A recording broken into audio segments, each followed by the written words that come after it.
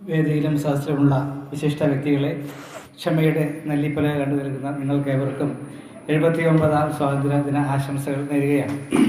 നമ്മുടെ സ്വാതന്ത്ര്യം എന്ന് പറയുന്നത് നീണ്ട 200 വർഷത്തെ ഒരു ചരിത്രമാണ്. ആദ്യം ഈസ്റ്റ് ഇന്ത്യ കമ്പനിയുടെ രൂപത്തിലും പിന്നീട് ബ്രിട്ടീഷ് ഭരണത്തിൻ്റെ ക്രമത്തിലുമായിരുന്നു നമ്മൾ കഴിഞ്ഞു വന്നിരുന്നത്. അതിനെതിരെ നിതാന്തമായ സത്യാഗ്രഹവും പ്രതിഷേധവും പ്രകടനവുമെല്ലാമായി 200 വർഷങ്ങൾക്ക് ശേഷം നാം സ്വാതന്ത്ര്യത്തിൻ്റെ വെള്ളി രേഖ കാണുകയുണ്ടായി. പിന്നീട് അങ്ങോട്ട് ഒരു രാജ്യം അല്ലെങ്കിൽ ഒരു രാഷ്ട്രം കെട്ടിപ്പടുക്കുന്നതിനുള്ളതായ ഒരു വലിയ ഒരു പരിശ്രമമായിരുന്നു.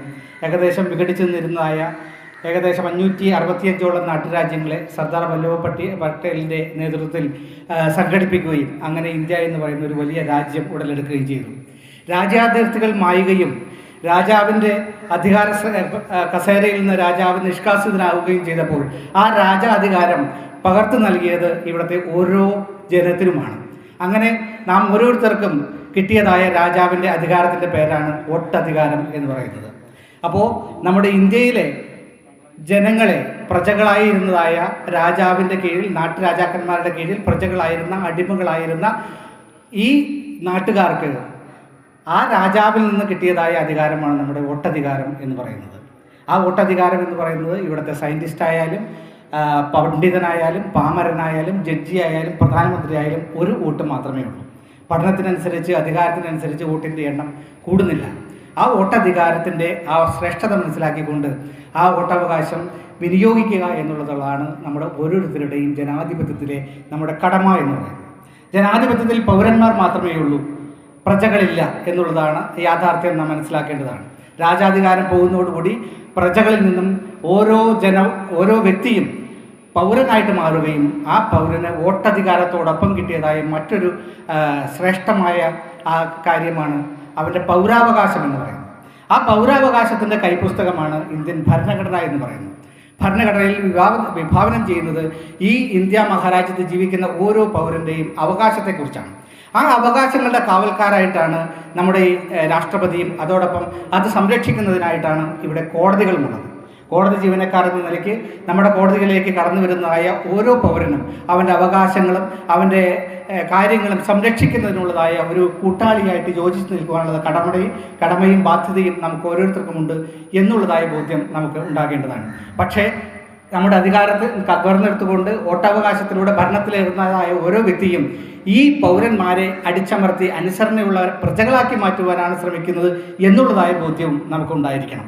അതുകൊണ്ട് തന്നെ നമ്മുടെ ഈ രാജ്യത്തെ പൗരന്മാരുടെ പൗരാവകാശം സംരക്ഷിക്കുന്നതിനുള്ളതായ ഒരു കടമയും നമ്മുടെ ഈ സ്വാതന്ത്ര്യത്തിൻ്റെ ഭാഗമായിട്ട് നാം കണക്കാക്കണം. ഇതിൽ ഏറ്റവും പ്രധാനമുള്ളത് ഈ വോട്ടധികാരം പോലെ തന്നെ അതുപോലെ തന്നെ നമ്മുടെ പൗരൻ്റെ അവകാശം പോലെ തന്നെ ഏറ്റവും പ്രധാനപ്പെട്ട ഒന്നാണ് നമ്മുടെ ഉത്തരവാദിത്തം എന്ന് പറയുന്നത്. നമ്മുടെ ഭരണഘടനയിലെ ആർട്ടിക്കിൾ 51 വിഭാവനം ചെയ്യുന്നത് ഓരോ പൗരൻ്റെയും ഉത്തരവാദിത്തത്തെക്കുറിച്ചാണ്. ആ ഉത്തരവാദിത്വം നല്ല രീതിയിൽ പൂർത്തീകരിക്കുമ്പോഴാണ് സാമൂഹികപരമായി ഉത്തരവാദിത്തമുള്ളതായ ഒരു സമൂഹം, ഒരു ജനത ഉണ്ടാകുമ്പോൾ മാത്രമാണ് ഉത്തരവാദിത്ത ബോധമുള്ള ഒരു ഭരണക്രമവും ഉണ്ടാവുകയുള്ളൂ, ഭരണാധികാരികളും ഉണ്ടാവുകയുള്ളൂ എന്ന ബോധ്യം നമുക്കുണ്ടാവണം. പക്ഷേ നാം ആ കാര്യത്തിൽ വളരെ മോശമാണ് എന്ന് പറയാതിരിക്കാൻ വയ്യ. വ്യക്തിജീവിതത്തിൽ നമ്മൾ വളരെയധികം ശുചിത്വമുള്ളവരാണ്. ആരോഗ്യ പരിപാലന രംഗത്ത് നമ്മൾ വളരെയധികം ശുഷ്കാന്തി ഉള്ളവരാണ്. നാം 2 നേരം കുളിക്കുകയും അതുപോലെ തന്നെ പല്ല് തേക്കുകയും വളരെ വൃത്തിയായിട്ട് നടക്കുകയും ചെയ്യുമ്പോൾ പക്ഷേ വീടിന് പുറത്തേക്ക് ഇറങ്ങിയാൽ ആ ശുചിത്വവും ആ ആരോഗ്യവും നാം പാലിക്കുന്നില്ല എന്നുള്ളത് വളരെ ദുഃഖകരമായ കാര്യമാണ്. നമ്മുടെ പബ്ലിക് റോഡുകൾ, പൊതു ഇടങ്ങൾ, അതുപോലെ തന്നെ ആശുപത്രികളൊക്കെ നോക്കിയാൽ അറിയാം നമ്മുടെ ആ ഒരു സാമൂഹിക ബോധം എത്രത്തോളം ഉണ്ട് എന്നുള്ളത്. അതുപോലെ തന്നെ ആരോഗ്യരംഗം നോക്കിയാൽ പൊതു ആരോഗ്യരംഗത്തിൽ നമുക്ക് ശ്രദ്ധയില്ല. നാം കാലിൽ അണിയുന്നതായ ചെരുപ്പുകൾ AC റൂമിൽ വെക്കുകയും അതേസമയം നിത്യ ചെലവിന് ഉപയോഗിക്കുന്ന നമ്മുടെ ഭക്ഷണത്തിന് ഉപയോഗിക്കുന്ന പച്ചക്കറികൾ റോഡ് സൈഡിലിട്ട് വിൽക്കുകയും ചെയ്യുന്ന ഒരു സാമൂഹിക ക്രമമാണ് നമുക്കുള്ളത്. പക്ഷേ അതല്ല നമുക്ക് വേണ്ടത്. നമ്മുടെ പൗരബോധത്തോടു കൂടി, സാമൂഹ്യ ബോധത്തോടു കൂടി, സിവിക് സെൻസോടു കൂടിയുള്ളതായ ഒരു സമൂഹത്തെ കെട്ടിപ്പടുക്കുവാനായിട്ട് നമുക്ക് സാധിച്ചെങ്കിൽ മാത്രമേ രാജ്യം എന്നുള്ളതിന് ഉപരിയായിട്ട് രാഷ്ട്രം എന്നുള്ളതായ ഒരു വലിയ തലത്തിലേക്ക് നമുക്ക് മാറുവാനായിട്ട് സാധിക്കുകയുള്ളൂ. രാജ്യം വേറെയാണ്, രാഷ്ട്രം വേറെയാണ്. രാജ്യം എന്ന് പറഞ്ഞാൽ ആ ഒരു ബൗണ്ടറി ലൈനിനകത്ത് കാണുന്ന പ്രദേശമാണെങ്കിൽ രാഷ്ട്രം എന്ന് പറയുന്നത് അവിടുത്തെ ജനങ്ങൾ ഉൾപ്പെടെയുള്ളതാണ്.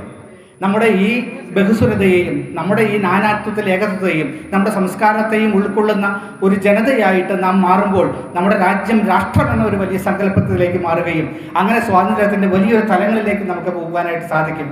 അതിന് ഈ സ്വാതന്ത്ര്യദിനം ഇടയായിത്തീരട്ടെ എന്ന് ആശംസിച്ചുകൊണ്ട് നിർത്തുന്നു. നന്ദി, നമസ്കാരം. George sir